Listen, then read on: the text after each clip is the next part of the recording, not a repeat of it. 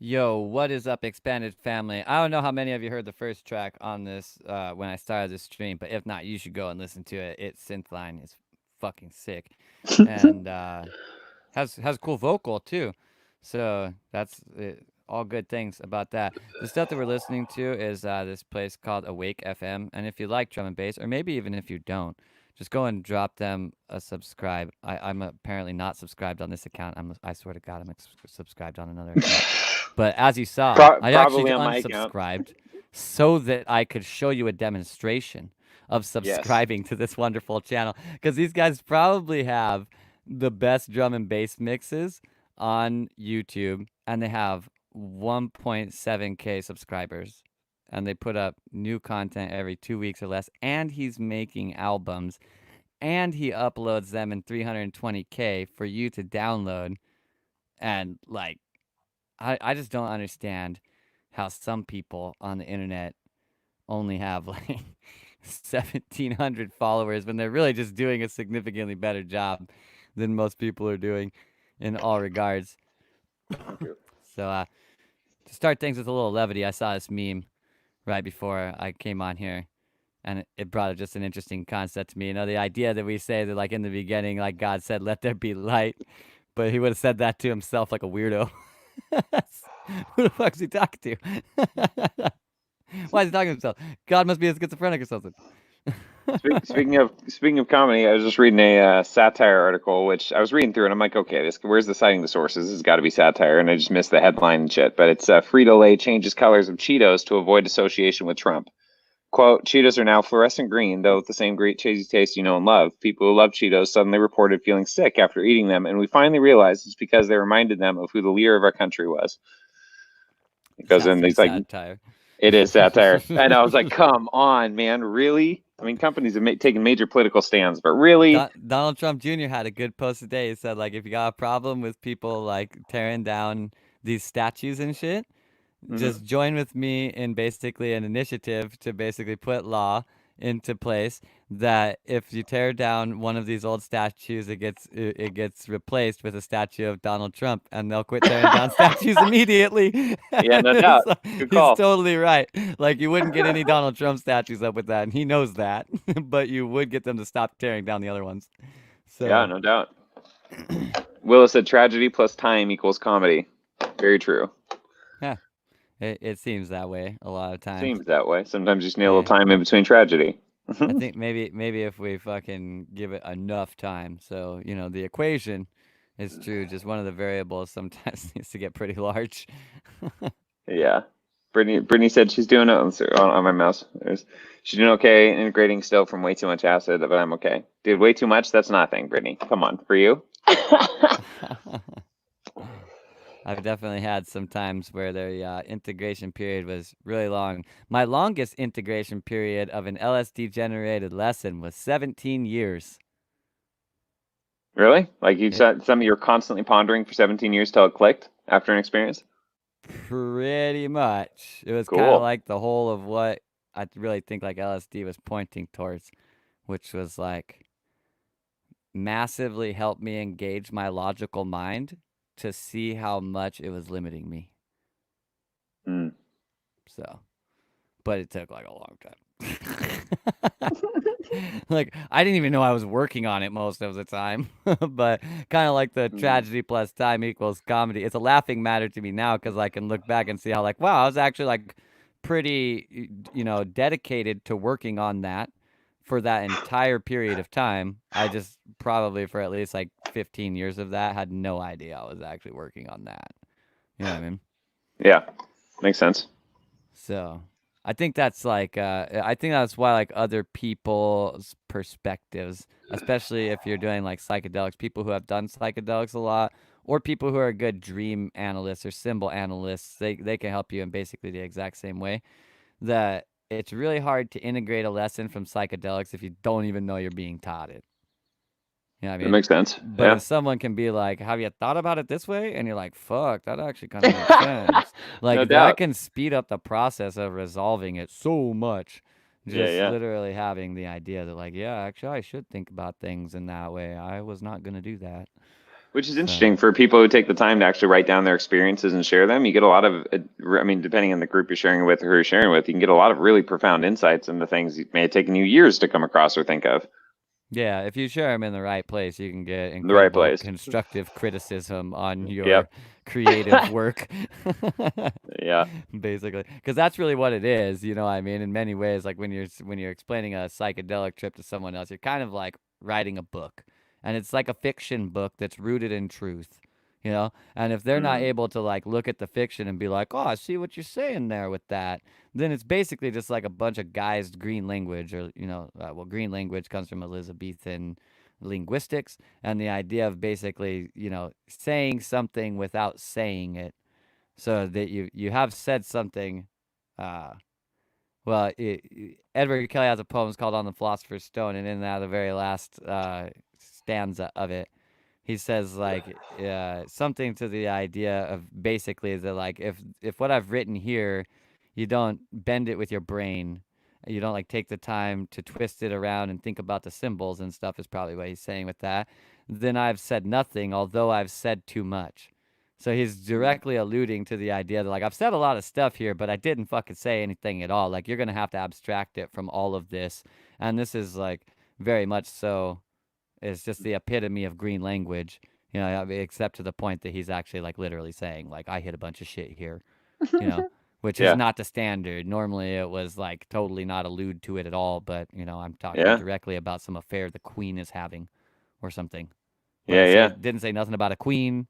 It was literally just like a love story about a chicken and a rose. And it was like, that doesn't even make any sense, right?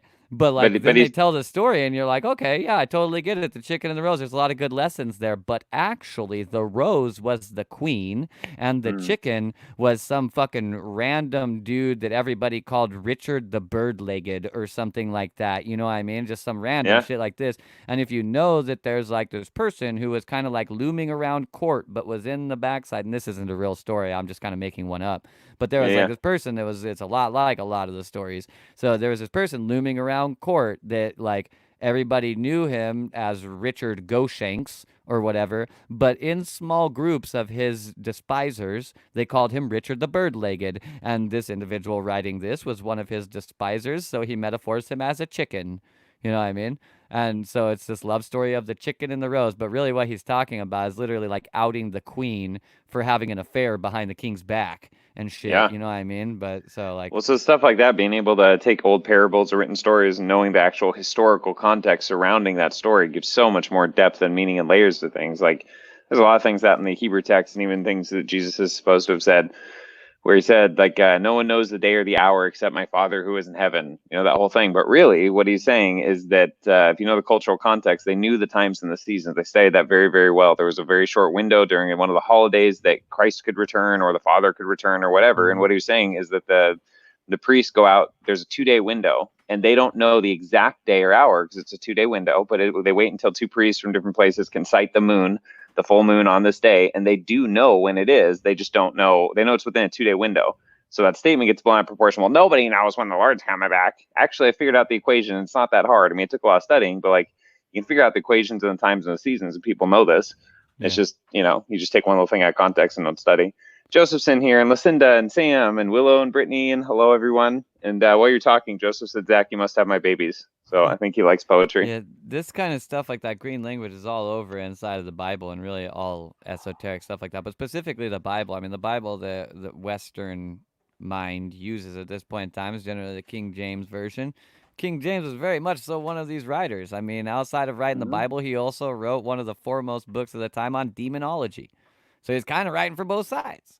You know what I Mm-hmm. mean? And he wrote all kinds of other books about witchcraft and stuff like this. He was just really just into esoteric shit. And one Mm-hmm. of the things they did was a rewriting of the Bible that kind of put it into, in certain ways, what he considered better story. You know what I mean? And cleaned up the stories where he felt other people hadn't like done a good enough job. You know what I mean? And So there's all sorts of alchemical codes in the King James version too. There's all sorts of things that connect, and yeah, yeah, for sure. yeah. So and that's what I mean by cleaned up the story was it was like, oh, you kind of got it, but I mean, it needed to be seven doves, you know. Like Yeah. specifically 7 doves. It can't just be some doves. It needs to be Yeah. 7 doves, you know? So Yeah. these kinds of things like that where it was well, he very much like he wrote a lot of like manuals, right? Like that was really the primary thing he wrote is things that you could functionally understand as a manual. Like this is how it works, right? So like Mm-hmm. demystifying these esoteric things. His book on demonology is literally just like a demon dictionary. You know what I mean? It's not Mm-hmm. it's not like some woo wooey book or really even anything like that. Although I guess some Like people the would be like, Goetia or a something. book on demonology, that's already woo wooey. What are you talking about? But like it's as little woo woo as one could have when you write a book on demonology. You know what I Mm-hmm. mean? Now the thing of it, you go like the Goetia thing. Well, I mean, how the fuck did he get to know all this about all these demons? I mean, probably practicing Goetia. Like it was pretty standard in that time, and the people that were around his space. I mean, were literally like coming on basically the back end of John D. Edward Kelly, Black Mirror. This is kind of like known around Elizabethan court that these guys were fucking with that. John D was a court astrologer of Elizabeth the First. Every single one of those guys that I listed right there was in her retinue or was in some way was working as a spy for her. Virtually the entirety of the alchemists or Rosicrucians of that time were functionally working as secret agents for Elizabeth the First, and they were in courts all over the place. And I mean, their ciphered writing style is part of the fact that they were giving information between places without wanting anybody to be able to decode it. So they were literally writing in ciphers, exchanging information about, like, this is what's happening in this court over here. But they would do so by telling a story about a chicken and a rose or whatever like that. But then when it got to the other side, someone who was also a very skilled, schooled writer and skilled in cryptography would read this thing, abstract the symbols, would know who was who, paying attention to the numbers of letters in certain places, how punctuation is set out, the ordering of the text, the shape that the text takes, what letters are capitalized, anagramming all kinds of letters inside. I mean, super deep ciphering inside Mm-hmm. of this stuff. Where it was, I mean, the likelihood that anybody was reading these messages is like 1 in a billion. You know, like they would have to be very, very skilled to actually know what was going on in the time, right? Like someone can look at the stuff now and be like, "Oh, okay, I see like now over a long time we've like gotten enough data and made it accessible enough that somebody can solve this and we like know what these people actually did in their life." But realize that for like 150 years after some of the things that they wrote about in there, like this was never known in any capacity to the public. No one from the public would have ever solved one of these riddles because they wouldn't have had any idea like who was who or who was interacting. They just didn't have enough information. There's no way they would solve them. So they were a Yeah. really good cipher. It's a similar premise to the PARDS. I was trying to look it up online. I'm not my mouse and stuff inside, but PARDS is an acronym in the Hebrew tradition for ways to interpret scripture and depths of interpretation. So there's the Peshat, which means face or surface level. So there's the literal, where in Jazz and Will said it baffles me people interpret religious texts literally. So the problem is interpreting them only literally, because there's layers to interpretation. Remez, I Right. believe, is the connecting principles between different scriptures and things. The Direct, I think is the other one. Yeah, there we go. Or Darash, yeah. Hebrew Darash, inquire, seek, the comparative midrashic meaning is given through similar occurrences, and the sod, which means mystery, secret or mystery, the esoteric mystical meaning is given through an inspiration or revelation. So there becomes a level where you do have free reign to interpret the text according to your own soul and your own interpretation. Yeah. Really. It's kind of like what it says, no, what it really says, but wait, what it means, and then actually knowing the text, right? Yeah. Well, then, yeah, knowing like GNO, gnosis, to actually interpret it. I mean, they have, like, for example, they have whole books written in the Zohar, which are beautiful, interpreting Genesis 1:1. And like it just like different scholars and people giving their own insight on it. And it's really profound to get into quantum physics and different dynamics. And it just really For gives a sure. circumambulated perspective on simple literal text in the English or King James Version. Yeah, argument. I mean, like you're saying, simple literal text in the sense that on the Peshat surface, on the Mm-hmm. Peshat level, you look at it and you're like, these aren't even complex words. But when you start putting the words together in the right way, you're like, wait a fucking minute. Yep, 100%. Hi, Jasmine. Good to see you. The incredible one of the most incredible things to me of all these kinds of writings is that in a lot of cases they also say something backwards. Like, not Mm-hmm. necessarily in all cases inside of the Bible or really in any other kind of text, but there's a bunch, enough places that it's like, it's worthwhile to give this a read backwards. You know what I mean? It's Yeah. really, really weird. And also in some cases, like even upside down. Like read the words right side up, but through the text with the text upside down. You know what I mean? So like turn the book over, but read it right side, like all those words are right side up like that. It's so weird, the stuff that, Yeah. I mean, they really just kind of like let their creativity fly with this, I think, of like, how weird can we make this? Like what else are you Yeah. gonna do? It's, I think I do it anyways right now. Nobody's ever gonna read the shit that I write. No one would ever look at it and be like, But maybe Zach, this guy has some kind of special meaning behind you're this. You supposed know to what I mean? write so many books, Zach, so you can have a lot of fun with that. Yeah, that's what they say. I'd end up like King James and write a bunch of fucking manuals. So if anybody's looking for some kind of flowery book, they probably got the wrong guy. You know, so could Yeah. probably write some flowery book. I don't know. I just like I don't like writing it down. It's funner just to think about it. It comes too fast to like write it down. Maybe if I kept Right. around like a dictaphone all the time or some shit.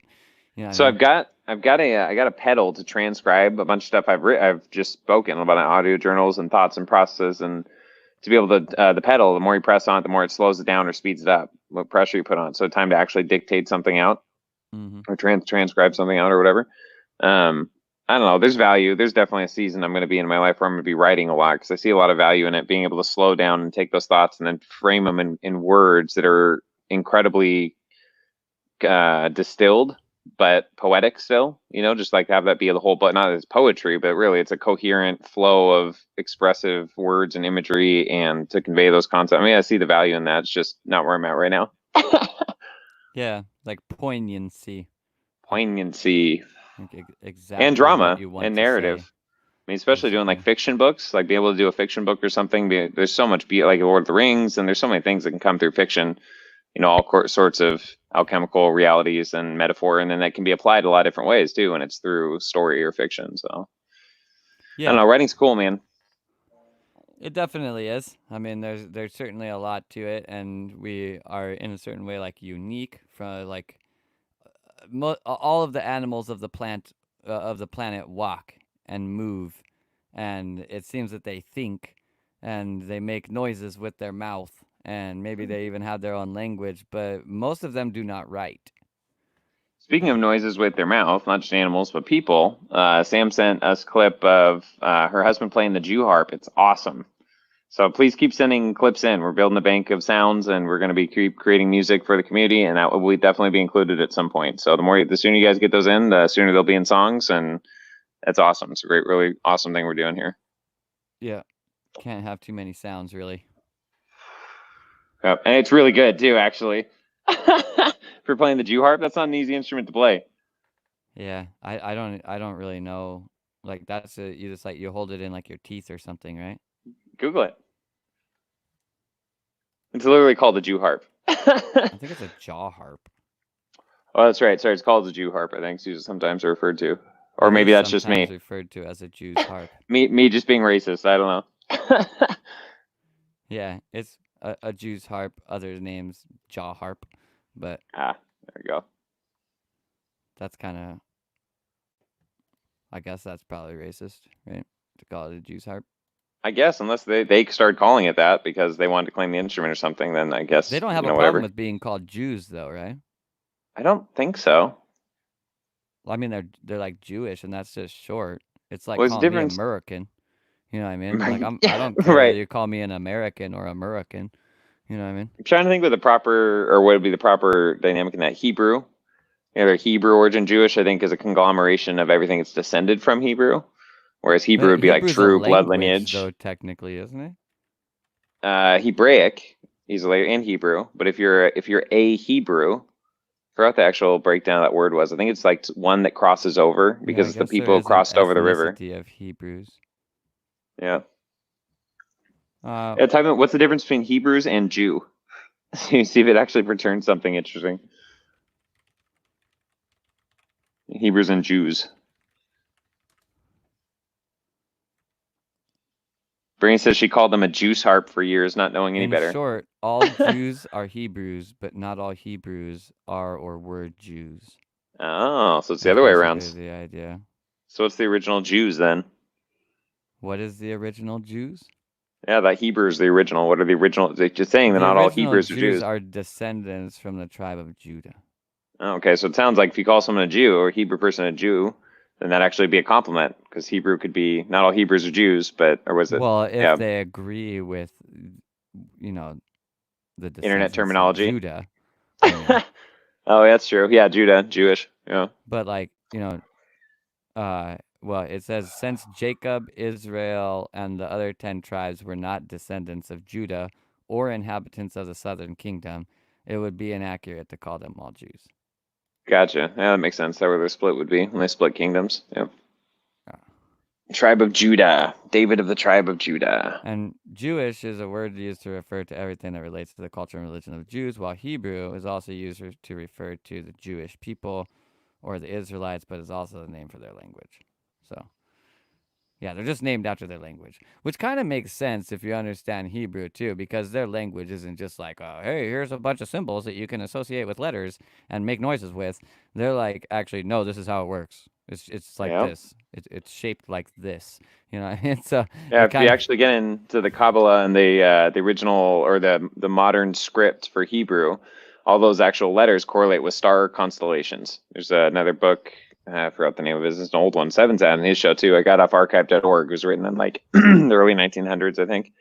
But they show the map over each one of the letters and the constellations of stars. So there's a resonance with them. There's another video that gets into it. Each one of the letters is made from some kind of mathematical shape or toroid or something that you spin it around different directions and it actually makes the letters too. So there's a really cool mathematical breakdown that connects to sound and light and all that other shit.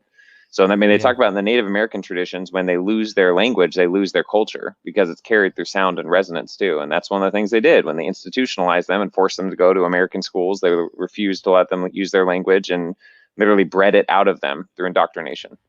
Yeah. Yeah, well, I mean, if you recognize, like, and in their case, they recognize their language as having like this true power, then you Yeah. don't just like want to hand that out to everybody and be like, hey, Like, no, no, you can use no. it. You're going to speak the spells of English and learn to write in cursive so you can speak our curses correctly, even over yourselves. You can't use your language. Yeah. Oh no, I feel like all ancient languages actually kind of came from that same idea. The Totally. same thing that Hebrew was doing. Like you're saying with So Sanskrit and different things. I mean, that's why there's so much power in the tones and the chants. I mean, it's ancient words, it's ancient sounds. yeah, and if They're you use carrying a the morphogenic resonance. sounds, I mean, fucking Hebrew and Sanskrit might as well be the same damn language. I mean, like they all leverage around the vowel sounds like big time Yep. inside of the words, and they sound exactly the same. And quick note point, 900 AD, they added the nicodote, which are the dots and the vowel points, so that you say it correctly. But if you go to the Right. original correctly, right? But if you actually go to the original, before they got rid of that, for example, Adam, is the same as Edom. It's Uh, the same Hebrew letters. So there's a lot of connections you make when you get rid of the stupid nicodote vowel points. Like, no, this is how you say it, and this means this. Because with the nicodote, then clearly Adam is not Edom. But yeah, right. yeah, it actually is. When it was originally written, they are the same. There are connections there. Yeah. Weird stuff for sure. See, Sam said they're originally made from bone, the Jew harps, which would Yeah, make that's sense if it what was a jaw harp. I think. This thing that I had on right here, a gogona. I Hmm. think these might be made from wood, but you could imagine this being made from bone for sure. Mm. Oh my god, the picture's so big. Gotta be Said they're ridiculous. examples of them from all around the world, and they all have a slightly different sound to them, which makes sense. Yeah, there's one that's Rajasthani too that they showed on here, which is cool to me. I like Rajasthan was a bunch of these like, well, they're kind of referred to as like the snake gypsies, Mm. and they're pretty cool. They're pretty cool group of people with the stuff that they did. So whenever I see Rajasthan, I'm always like, oh, neat. Is there a So video of that so we can hear of it and see him play it? Because it's such a weird looking instrument. And like, I mean, I can't remember seeing what it looks like to see someone play it. I mean, there's that, but that's not really playing it in live video. of one of these jaw harps. Yeah, or one of the ones the picture you just had on, or whatever. How did I end up over here? No idea what just happened. I closed the tab and I didn't notice.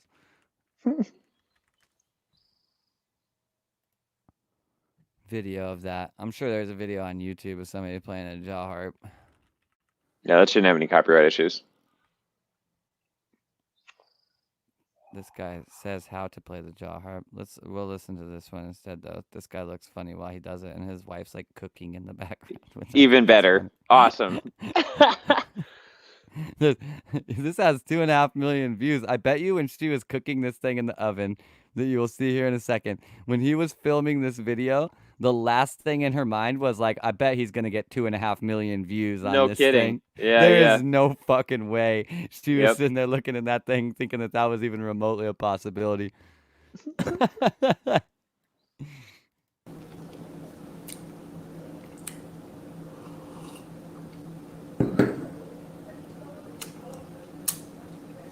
Fuck. You can see her butt crack, dude. 2.5 million people see her butt crack, and then her face immediately after it. She's so happy. Oh my god, let's wind it back so we can actually hear this. This is so funny.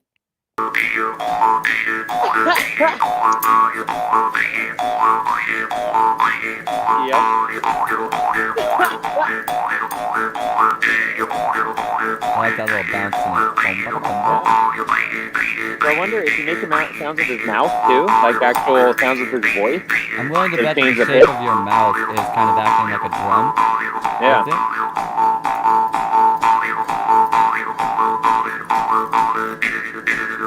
Oh, that's sick. That's got a lot of arpeggio to it. You can hear him blowing or something. Yeah, he's doing something.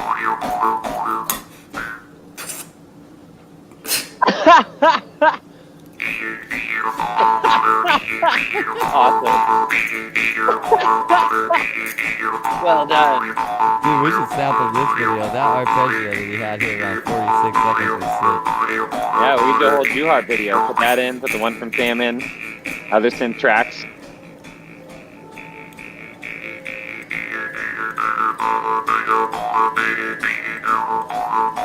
That legit sounds like a sound you would hear at like a 1995 rave. His fucking face. Dude, that's a perfectly well done video.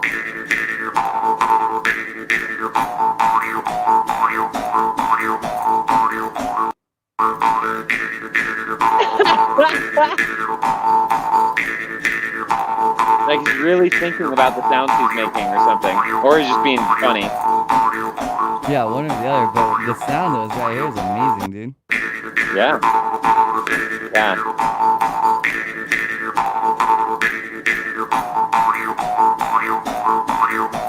Like, honestly, if you made that with a fucking synthesizer, you would be like, this is shit. Like, I can't believe I made this sound.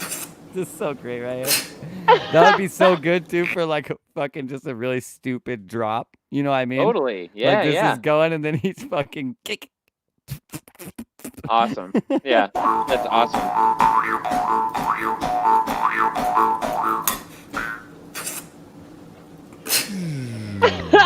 Yeah, totally. Awesome.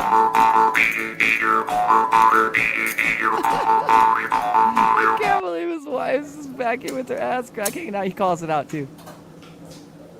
I can see your butt crack. I can see your butt crack, he says.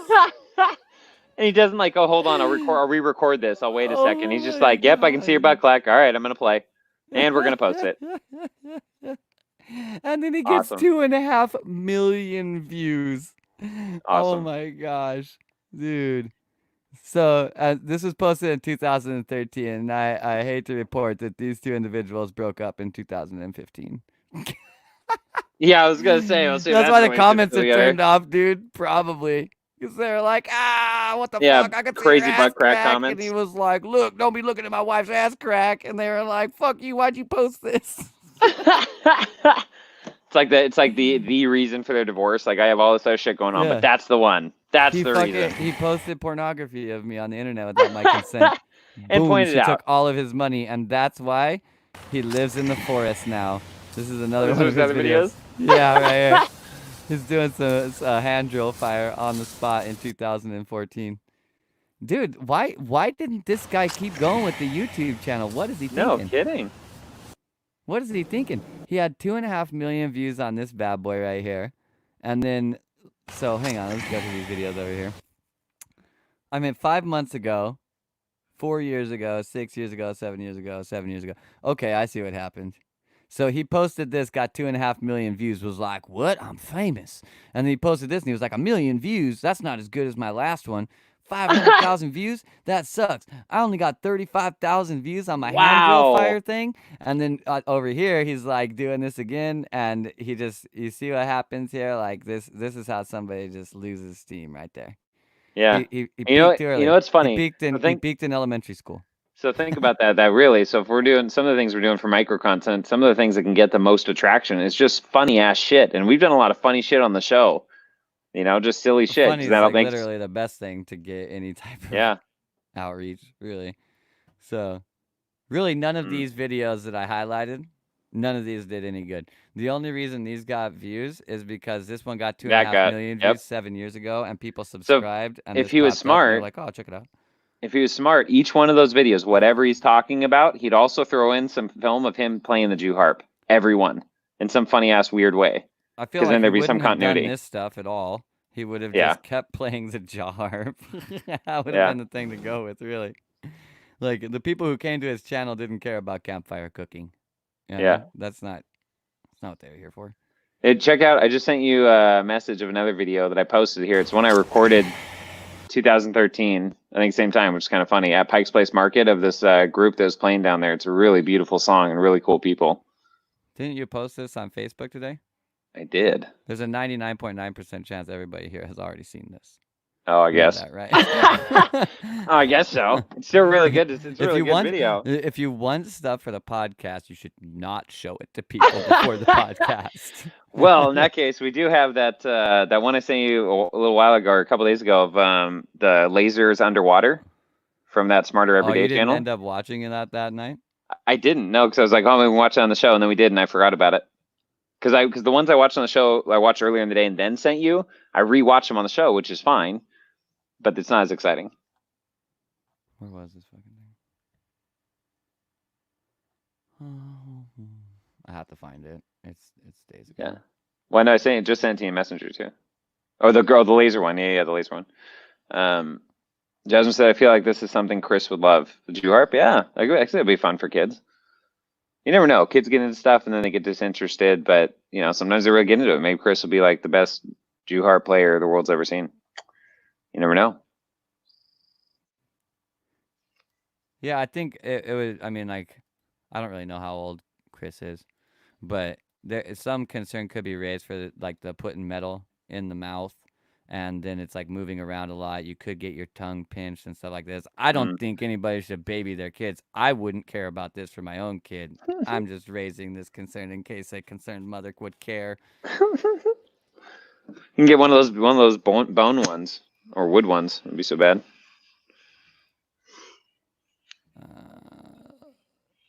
We should put on this.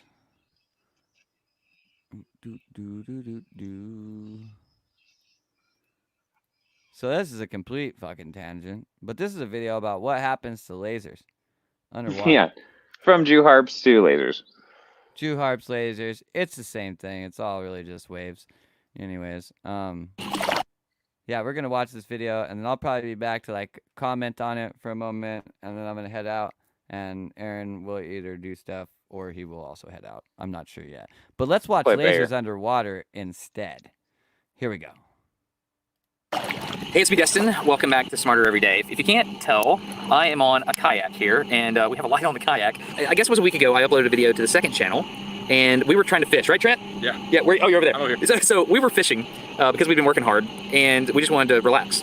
The fish weren't biting. We were out here on the kayaks, and we decided to just play with our headlamps in the water. There's milfoil all in the water here, and we discovered something really, really fun with our headlamps underwater. And I'll just let you watch a little bit of that video. Okay, you ready to show them? Okay. Get your flashlight, go to the other side. So we figured this out. Put your light in the water, and you can see the beam, right? Now stick your arm further down underwater and aim up, and it bounces off the top of the water. How cool is that? Neat. Okay, now if you go too far, it'll break through. That's cool. There's a thing called Snell's window. Do you know about Snell's window? If you're scuba diving, for example, and you're in the water and you look up, you can see the sun, but you can only see it at a certain angle. So there's this window right above you where you can see the light coming through, but beyond that, the light reflects out. And so what Trent's doing over there has to do with the index of refraction of water. Can I try it? Moving with it, yeah. Here, trade lights with me. Here's the camera. Oh, dude, that looks great from over here. Isn't that neat? And then it should just bust through. Look at that. You can see the beam goes, oh. Dude, it bends more when Did you see what happens though? Like half the beam punches through the water, half the beam doesn't. Watch. So the beam in the water goes dark. So coming up, up, up, then it starts to go dark. And then the whole thing punches through. Wow. Yes. Okay, fast forward to now. We've got lasers now because some people said in the comments that it would be really cool if we did this with lasers. Do you have those laser goggles? I gotta say, this is the only time I've ever wore lasers. Laser goggles, oh my god, okay, we're like goobers, man. All right, so here we go, got a green laser. It's not waterproof, so I have it in a bag for 532 nanometer laser, and I'm wearing 532 nanometer goggles, which means I can't see this. I have no idea what's going on, but if I do this, okay, I can see that that's green. So what we're gonna do is we're gonna continue to play with the words I could not pull from my brain in the last episode, which was total internal reflection. That's what's going on here. So we're gonna play with total internal reflection. I have a bunch of goodies in my kayak. Okay, you ready? You have no idea how goofy you look. This makes so much, I love this so much. Okay, all right, so first up. That's heavy. Oh, that's heavy, it's making my kayak move. Okay, I have a sheet of acrylic and it's moving my kayak because it's so big. Cutting the light off. Golly, my nasty mustache. So if we shine this laser into, oh, that looks rad. I can see it in the viewfinder. If I shine this laser into the side of this square acrylic block, you can see if I'm at a 90-degree angle to the block, the laser just goes straight through and bounces off the other side and diffuses a little bit, right? But what happens if I angle this laser and I bounce it, look at that, the whole block lights up. And the reason it lights up is because that angle up top is an acute angle and all that light bounces around on the inside. Dude, this works so much better than I thought it would. All right, so isn't that neat? Okay, so if we go down, let's go down, let's see if we can light this block up. Let's do it. Boom, we hit the corner, look at that, stuff starts bouncing around. So this total internal reflection is a thing. So if we just go straight across, you know, some stays in, some stays out, but ooh, look at that, what just happened? Oh my gosh, I'm bouncing it back and forth. Did you see that? You can't see that, can you? Do you see that? Oh, dude. What's happening? It's bouncing back and forth on the inside. I can see it with my goggles over here. You can see it with your goggles? Okay, here, we're gonna do it this way. Boom, right there. You see it bouncing back and forth? Can you see it? Can you zoom in? It's really hard to see it on camera. Is it really? I think like the coolest thing to see about this right here is that like he turns into a total kid. He had no idea this was gonna happen. And he just suddenly is like, oh my god, do you see what's happening? Look at this. Like he just completely revivifies how like psyched he is about what he was already super psyched about. So it's so good. It's a kid in a candy store for sure. You know you got laser goggles on, dude. I can see through the viewfinder. So long story short, if you can bounce a laser underneath the angle of incidence, then you can get what's called total internal reflection. And this happens when you have two transparent materials. Two transparent materials like air and water, or acrylic and air, acrylic and water. Okay, so that's acrylic. Let's move on to the next thing. Do we have the fiber optics? Yes, we do. Let's get the fiber optics on their kayaks. Okay, total internal reflection. You totally, oh, I don't need these. You totally know what's up with that. So we got a flashlight, we got fiber optics. I can't believe we got all this stuff in the kayak. So you know that that's how that works, right? So you've got the light that's going into the fibers and it's bouncing around on the inside of the fiber and it's going all the way through. You know what's about to happen. You know what's about to happen. Where's my laser? Oh shoot. All right, here we go. Laser. Look at that. Same thing, except I can't see it because I have laser goggles on. But as I move around, I'm assuming that it's going through the fibers all the way to the end. And the reason it's able to do that is it's bouncing all the way down the fibers like a pipe. Total internal reflection. This is all stuff you know. This isn't new stuff. So we're just demonstrating that because it's awesome. What happens if I shine these fiber optic lasers into the water? Oh, it just kind of looks like a laser flashlight inside that. Okay. All right, so now the way that fiber optic works is really interesting. I happen to bring a bigger version of this fiber optic with me. This is a large dowel of acrylic because obviously this is what you take on a kayak. So the way this works, I'm gonna cut this off. This is so gonna look like a lightsaber, dude. Oh golly. Are you ready for this? Ready? 1, 2. Oh! Put your goggles on. Oh yeah, my goggles. I'm sorry, dude. Thank you. Oh man. Oh my gosh. Does it look awesome? It looks amazing. Okay, can you see? I can only see it through the camera. Yeah? Because we're being safe? It looks incredible. Okay, so the reason this looks like a gigantic like fiber me optic and Joe fucking is around because the it laser is. down there. You can tell that it's an aspirin because of the way it is. All right, so you've got this low angle of incidence here. It's amazing. Put it in the water. Can I light up the whole water? I fucking love that. I can't see that. Is it lighting up the water? I'm about to look. Look. Oh my gosh. Is it lighting up the water? Dude, you've got... I'm taking my... It's like a big flashlight at the end. I don't care. I'm going to quit talking and just do stuff. I know the feel, bro. You could make a camera that would see all the way to the bottom, couldn't you? It's a light pipe. Light pipe. You could totally Light see pipe. if it was polished on both ends. You could make a camera that would go all the way to the bottom. We brought a gigantic piece of acrylic onto a kayak. So we've done the square acrylic. We've done the fiber optic, both small and large. It's time for a Christmas ornament. Okay, we have a Christmas ornament, and we've got murky water below. We're gonna need goggles for this one. Oh, that's acoustically pleasing. You want to hear that? That's That was really acoustically nice. pleasing. All right, so You wanna hear we that? got some milfoil in there. Ooh, it's gonna make it more interesting. Just dudes on boats with lasers. That's all this is. Freaking lasers. Freaking lasers on our kayaks. That's all this video is. All right, so here we go. We should be able to see the light go straight through. And I have no idea what's happening. I can barely see it. But what should happen, I'm gonna turn this off here. This is so amazing, man. But what should happen is if I change the angle inside, we should get some weird bounciness going on, right? Yeah, we do. Let's get up here close. Awesome. So we're straight here. So we're firing straight inside right there. And if I start to bounce things off the inside by shooting like across the cord instead of the diameter, we get all kinds of weirdness. What would be really cool is if we could take a shadow graph of this. If we could like blast this onto a large wall, we would see all the microbes and little things living inside there. Internal reflection does not have to be total. So if you meet this interface between the glass and the air, for example, some of the light goes out, some of the light stays in. So that's why total internal reflection is so cool. Yeah, But look at that, when I that. hit that seam, you see that? It's an angle. When I hit the meniscus or whatever that's called at the top where it curves, Yep. it just totally blasts the whole bulb. You see what I'm saying? It makes a huge globe. So boom, I hit the curve, lights up, straight across, doesn't light up. That's fun. We're having fun. We're learning things. We're learning things on kayaks with lasers. Okay, so now it's time for more Jack, the good stream sounds. Here we got go. cut. I think it's time. You think it's time? Laser underwater. We're gonna see if we can bounce a laser. Stream got cut. How? Since when? Since when are those copyrighted?